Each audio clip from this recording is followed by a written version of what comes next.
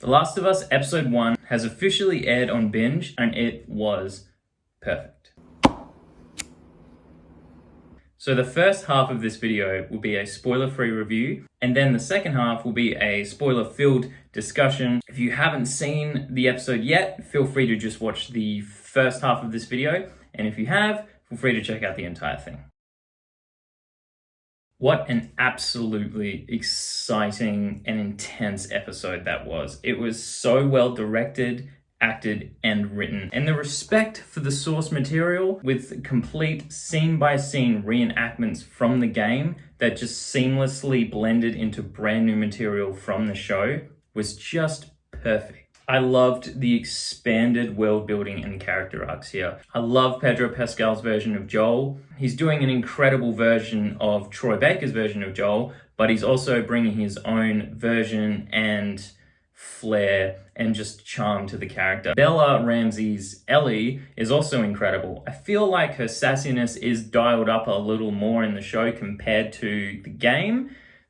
Maybe she's a little more over-exaggerated, but I think it works really well here. It doesn't come across so over the top that it's fake. It seems genuine and real. I love the chemistry between Joel and Tommy and Sarah at the beginning of the episode. Their family dynamic is believable, it's adorable, and then with what happens later, it hits just as emotionally hard as the game did. They already cover a whole chunk of the game in this episode. The pacing is flat out. This was an hour and a half that just shot by. I know this is HBO and already you can tell the budget in this is huge. There's a scene in particular, I was like, oh my gosh, damn, that is movie quality CGI put into an action set piece like that. And there's a great creep factor here. I wouldn't say it's quite scary, but there are a couple of scenes in particular that are super creepy. I will go into that more into my discussion, but yeah, we got a nice little tease here into the horrors that are to come in this show. I guess to sum it all up,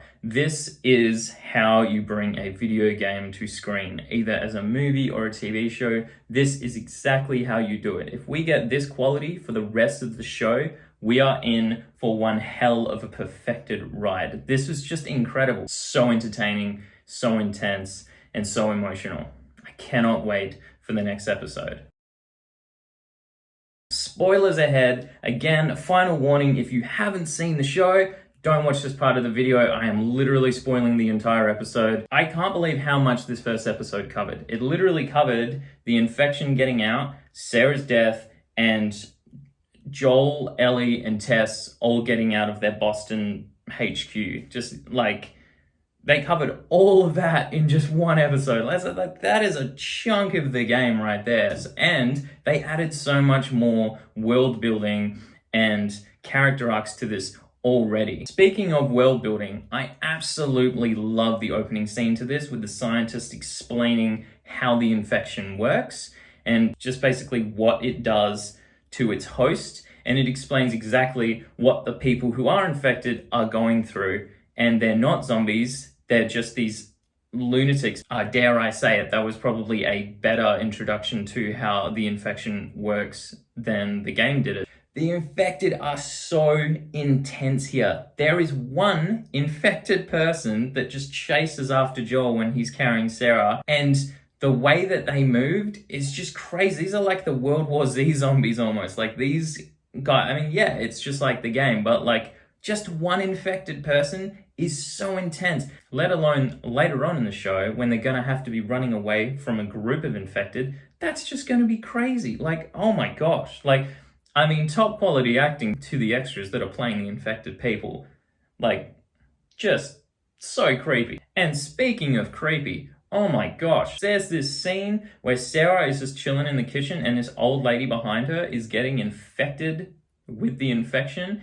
And the way that she's like twitching and like freaking out behind her and like, but she's not making any noise, so Sarah has no idea what's going on. And then Sarah goes back into that house later when the lady's infected. And, oh man, yeah, the creep factor in this is dialed right up. It wasn't quite scary this episode, but I feel like we're definitely gonna get some scares later on. And we get a tease of a clicker as well. Kind of two teasers. We kind of get one, like a dead one up on a wall, all infected, and that's really cool. But then right at the end of the episode, we get the clicker noise because they're obviously heading out into the city where the clickers and the infected are. And I actually really enjoyed the slow build up here of the infection. Unlike the game where they just show you the night and just like everyone panicking that it's already happened, they actually show the entire day of it kind of getting out and infecting everyone, and they hear it on the radio and on the news and stuff, and like, oh, what's going on? Like, well, what's this?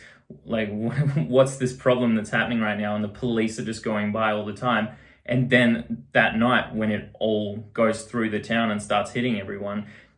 And then speaking of that scene, the reenactment of when Sarah is in the back of the car and Joel and Tommy are driving, far out. That is scene for scene reenacted from the game, and it is perfected. The burning house, and then you've got those people on the road that they drive by, and then when they go like into the town and everyone's all spread out and they're trying not to hit people with their car.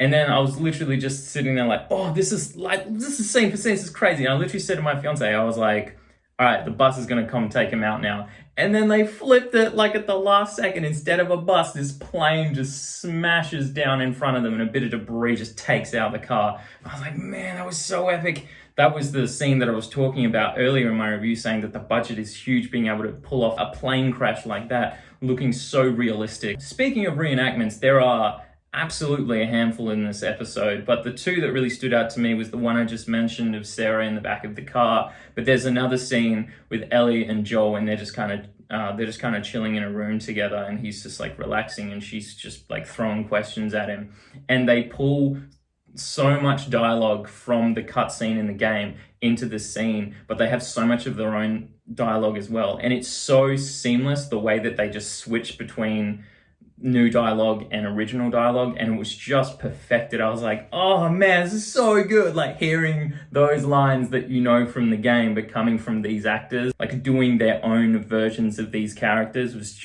it was so respectful, so well done, and it was chef's kiss. And I love the added side character development as well. It actually made it feel a little more personal. They spent a bit more time with the neighbors at the beginning of the show, so that when they get infected, you're actually like, oh, I kind of know those people. I've spent like 10 minutes with them. They're not just like, oh, they're the neighbors, bang, they're dead, like whatever. You know, they're actually someone that you spend some time with. And as well, they added in this new little scene where Joel is interacting with a guard, is basically like selling him some drugs so that he can get some money to get a battery for a car so he can leave town to go find his brother. And then I was kind of like, at first, like, Joel's a drug dealer? Bruh, come on, man. But like, you know, it's hard times. They're all just getting by with what they can.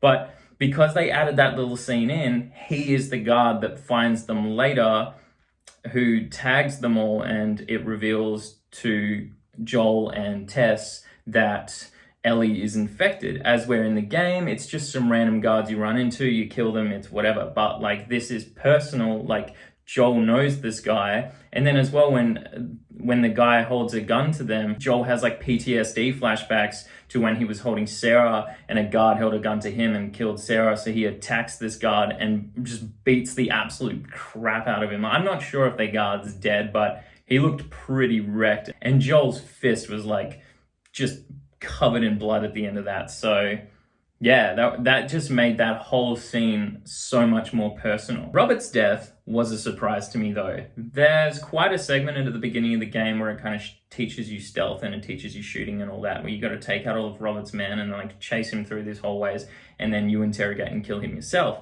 But in this, they kind of tease that is going to happen because they're doing it scene for scene up until that point. And then you get to where Robert is, and he's already been killed by Marlene's men. So Marlene is already there as well. So it kind of, this much longer scene that's in the game, they kind of wrapped it up real quick in 5 minutes in the show. And like, it was a nice surprise, I guess, for people like myself who know the game like the back of their hand, and they know exactly what's going to happen next. And they're just like, nope, this is different. Still the same results, but how we got there was completely different. So that was pretty cool. So that was my thoughts on The Last of Us Episode 1. It was literally perfect. I loved everything about it. If you've seen the Episode 2, I would love to hear your thoughts on it below in the comments section. There will be one of these videos coming out with every episode of the show. So If you enjoyed what you saw and you'd like to see more, stay tuned next week, and I'll see you in the next video.